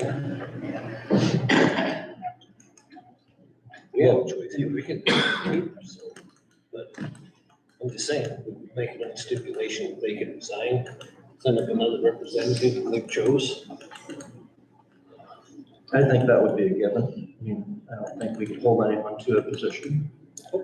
It's not an elected position, and even elected positions can be resigned. If it's something you have interest in, I still think what ISB has recommended and the person who we would have come in to kind of workshop with you through this process has been out of the country. So she's supposed to be back later this week and available again. But as of right now, she's been out for an extended period of time. But her recommendation when we talked about this first was to identify what your goals are for that particular position or positions, because that's going to frame the rest of your decision-making in terms of your application process, your interview process, your mentoring process, if you decide to move forward with having a student representative on the board. Just a couple other things with regards to, I know it was tied to the possibility of scholarships. I think I can speak with regards to the scholarship possibility. I have 3 kids that have graduated from the school. All 3 of them had a lot of scholarships. I don't think us having a student representative on the board is going to be a make or break issue with regards to scholarships. So that's another one of my concerns. We may put a lot of time into the framework of a student representative on the board, and to what degree are we going to help students? I guess it gets down to that. And I think we need to decide that as a board. Is it worth the time or? And I guess what topics do we allow them all to talk about? I mean, there's a lot of closed sessions and like calendar changes. I mean, obviously they would have an input on that. But other topics as well, how much would they actually be able to comment on? I think they could comment on anything other than closed session stuff. Yeah. Anything other than closed session or exempt, they can comment and give their input. Be my opinion. I know at the beginning of this page, you spoke out about being on this possibly. What is your reasoning behind it, I guess? That would be a pretty good answer.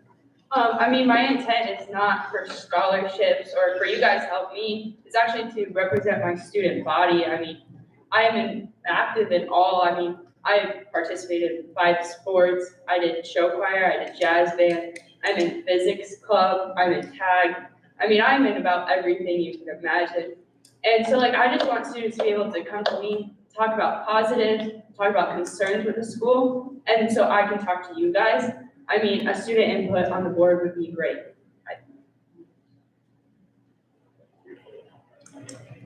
Thank you.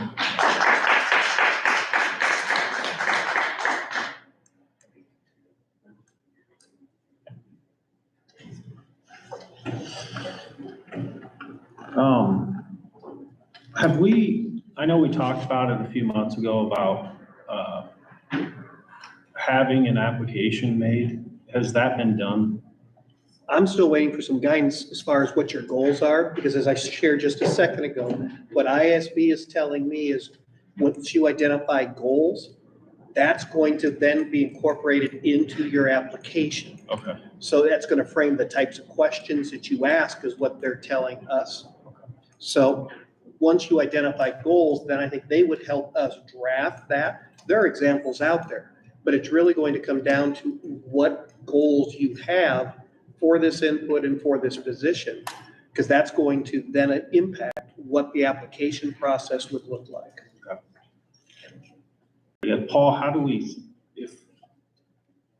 if we decide to do this, how do we set up, I guess, a meeting to have these goals in place with an application? If we do it, and if we do not do it, we'll at least have an application on it.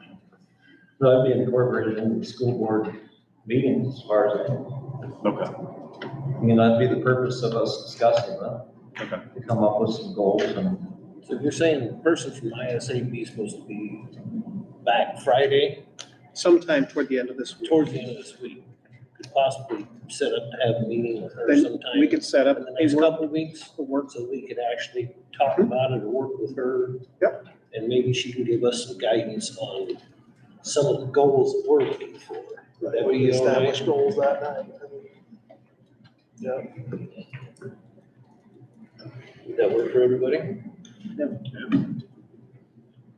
We want to table until then? And I can call Tammy from Yeah, set ISB. that up and- Yep. Yep. Okay. So we're in an agreement to table it to potentially the next board meeting or until we can get some guidance from IASB.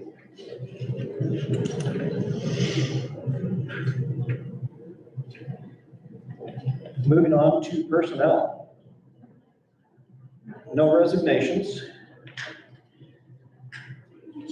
Contracts, we have number 1, Central Office Administrative Assistant, Samantha Reagan. Weight Room Superintendent, Peyton Jarlett.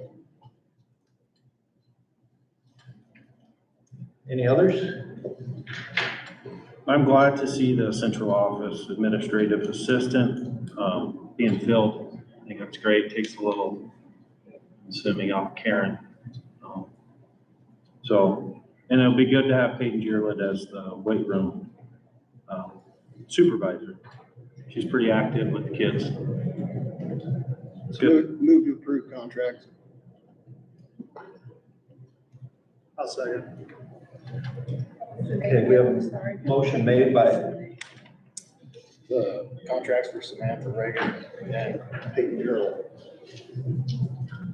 we have a motion made by Zach, seconded by Chris to approve contracts for Central Office Administrative Assistant and Weight Room Supervisor. All those in favor say aye. Aye. Aye. All those opposed, same sign. Motion carries. Superintendent update. I'm currently working through ISPIS to set up a time with Larry Siegel. This is his period of time where he is working with districts to complete their certified budgets. I did have contact with him again today finally, and his administrative assistant is supposed to be reaching out with dates. And what we talked about before, we can get that coordinated to try to do that and ISB potentially the same night if possible. Larry Siegel's portion would be through virtual appearance. And then we would try to schedule ISB to be here in person then to work with you. I wasn't laughing at you, Joe, when you said ISPIS. I was laughing at the acronym. Yep, Iowa School Finance. Can't even tell you what the IS stands for. Off the top of my head, it's been a long day. High school stage, we're working through our architectural engineering firm, TSP, to get people up here. We've taken pictures of the panels and we have forwarded those on, included, I believe, the facility committee members on that so that you're aware of it. And right now they are processing what those panels are, the sizes, in order to work up a plan, which eventually we'll bring back to the board. Okay. So we need a motion to move into closed session for student disciplinary hearing. Move to go into closed session for disciplinary hearing. I'll second. Karen, if you could take a roll call vote? Nick, Yes. Dustin, Yes. Mike, Yes. Chris, Yes. Zach, Yes. Paul. Yes.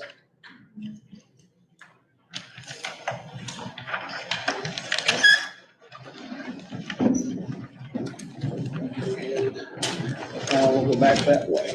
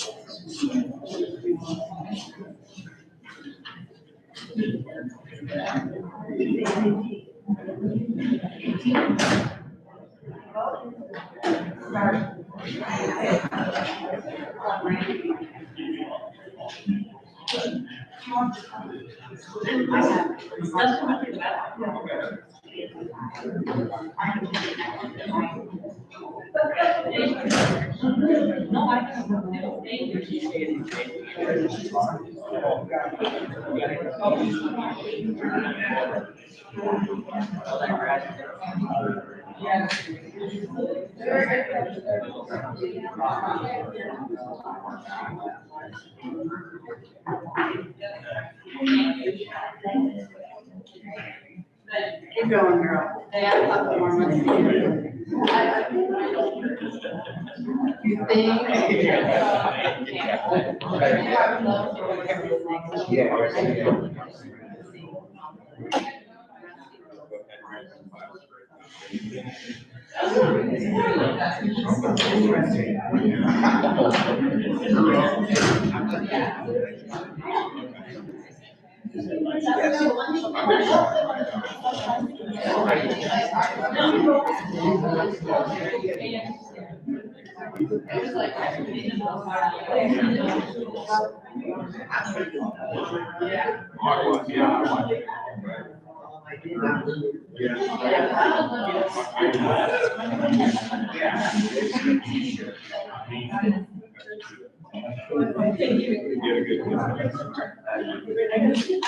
I'm sorry, I didn't see you from the back. Congratulations. Thank you.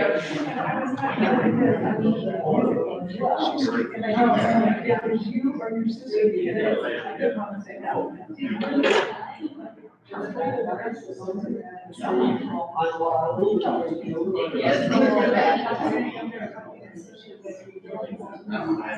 Thank you. Yes, I did. We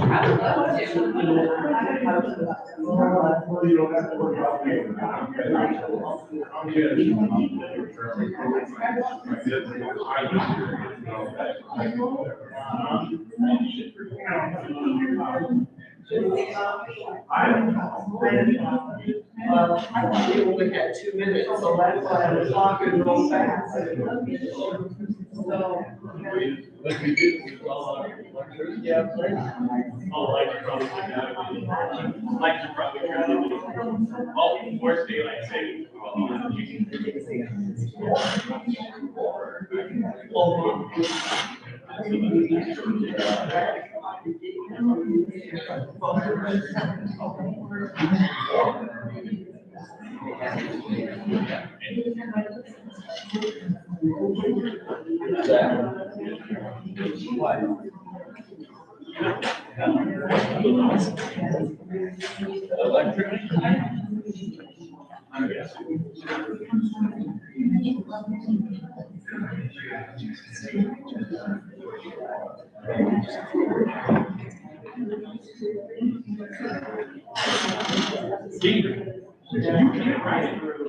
Yeah, you can't make this stuff up.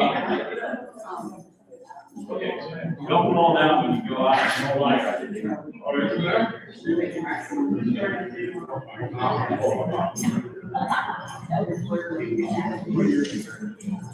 Thanks.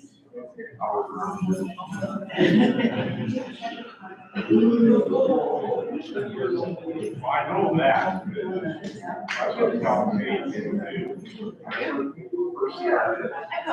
You go to the Pocahontas. Well, when I first started school, Paige and that group were.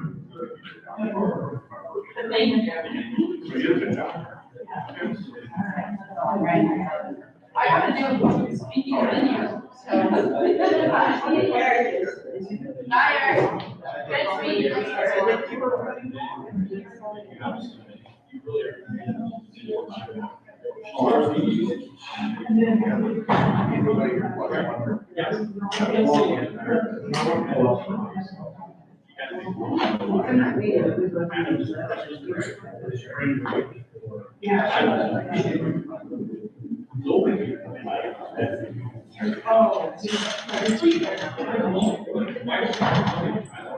I was gonna say, if we need something, I'll pass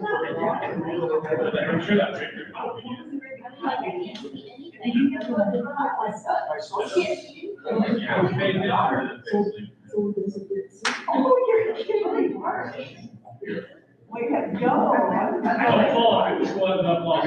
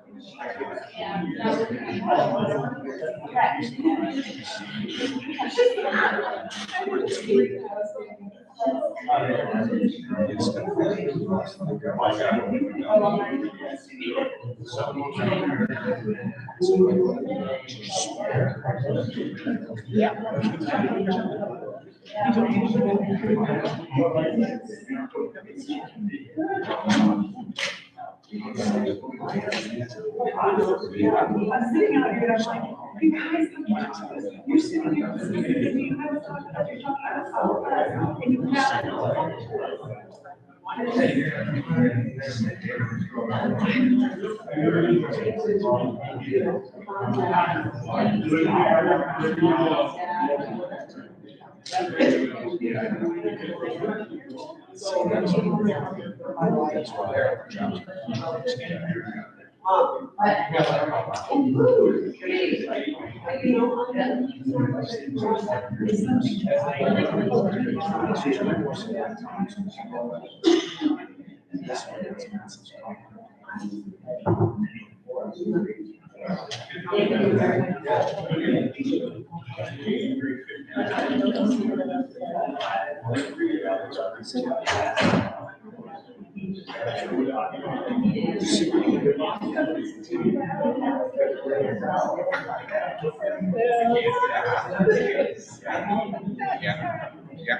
Oh, I can see, look.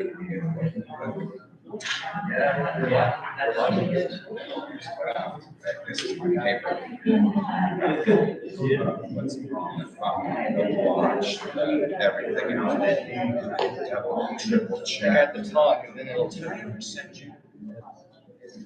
The gigabyte for.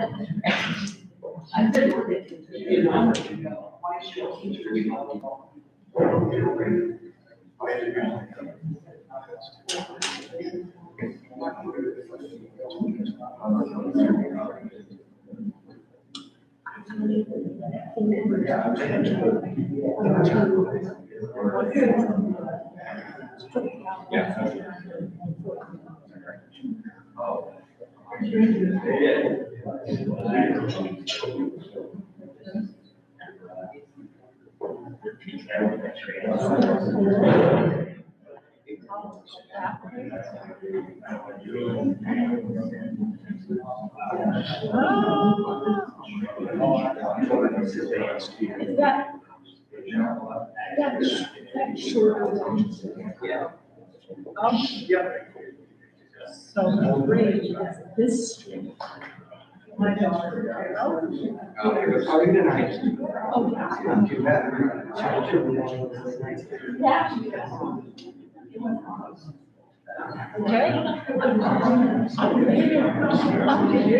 That's right.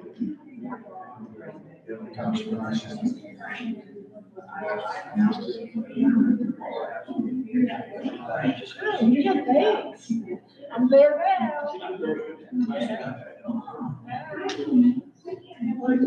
That's why I said. I'm a California. I'm back to the chicken out burger and maple rice.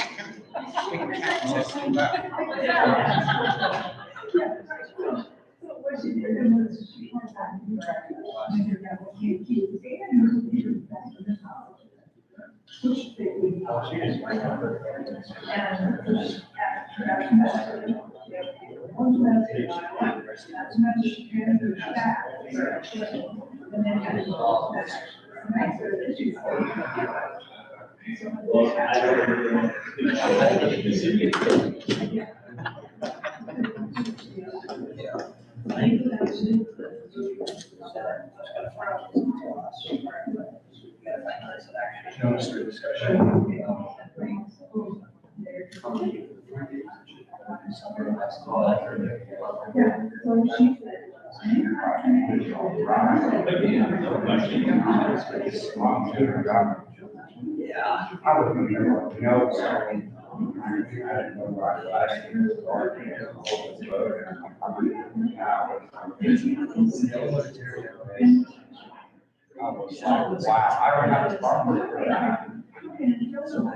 I had a big.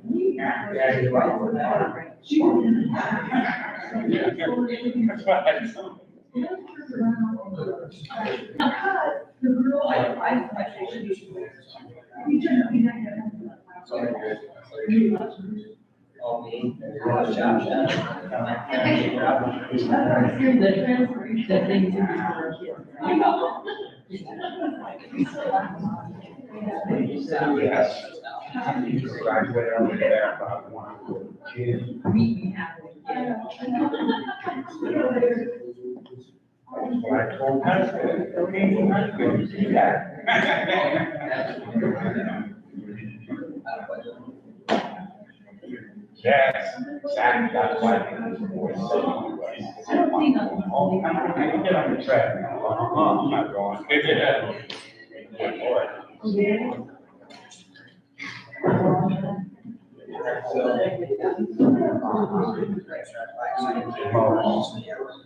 Class of 7.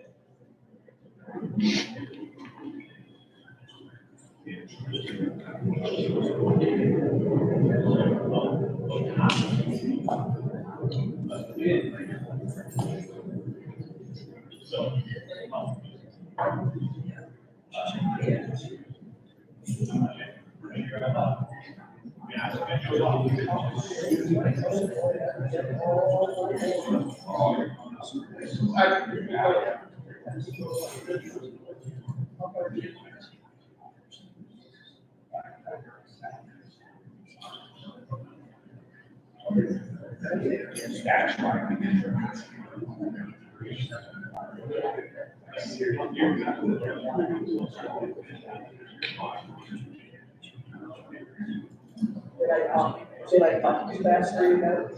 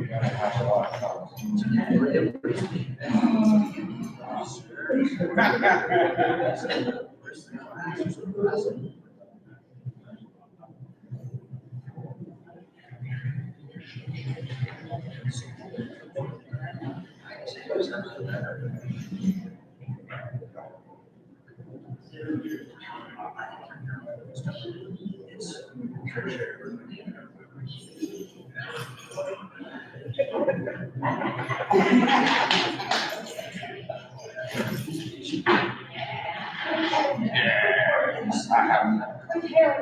That's right.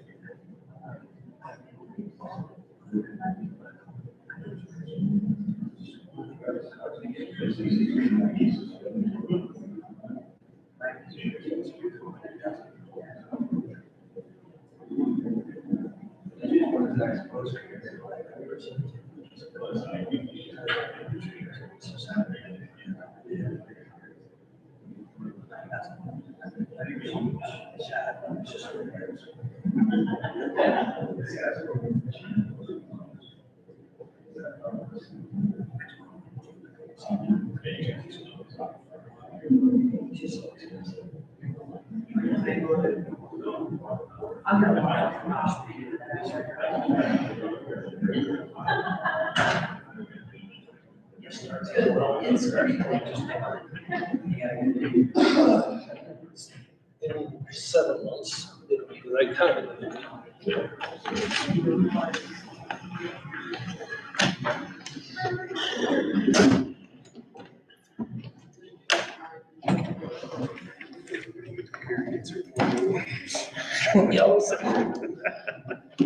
Yes, sir. Just waiting for Joe. Take care. Take care.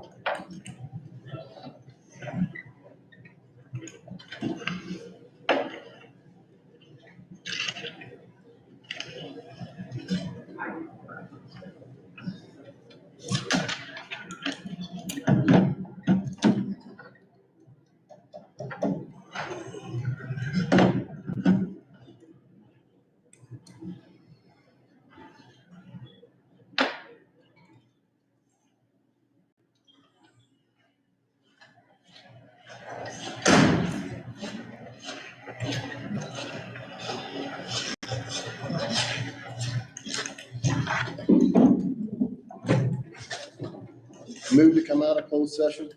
I second that. Who seconded that? I did. Jack? Yes. Nick? Yes. Justin? Yes. Paul? Yes. Mike? Yes. Chris? Yes.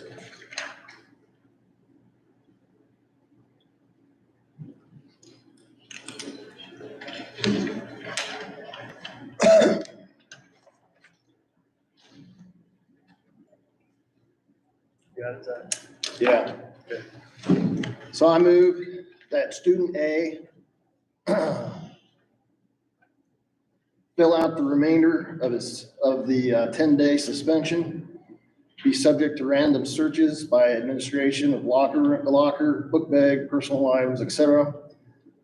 Student A will not be allowed in any locker rooms or restrooms for a remainder of school year, will be required to utilize the private restroom at the nurse's office for the remainder of the school year, and no additional major referrals to the administration or administrator or the school board.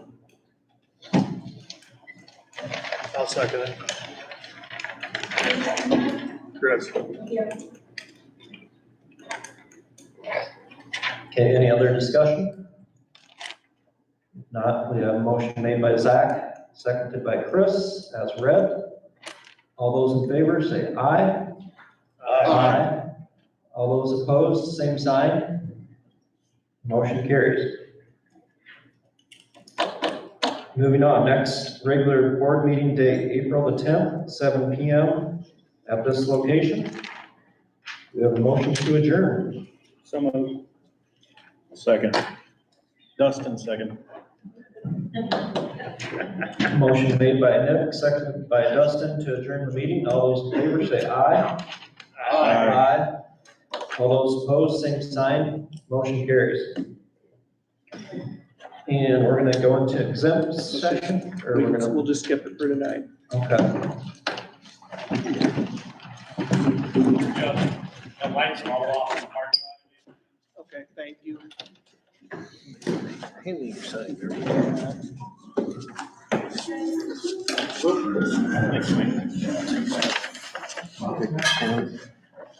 And.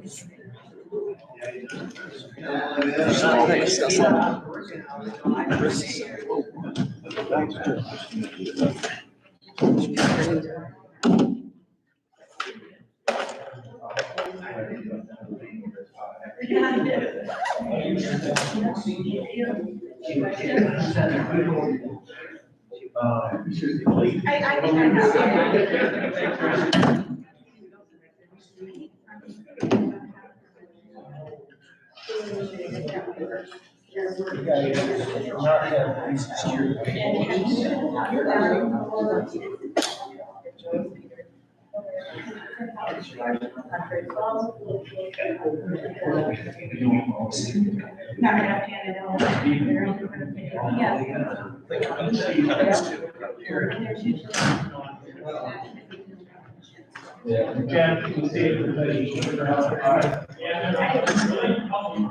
Okay, it'll take a little bit, I'll get the other half.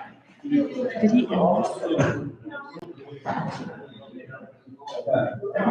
Mark, you can stand up. Oh, I'm just.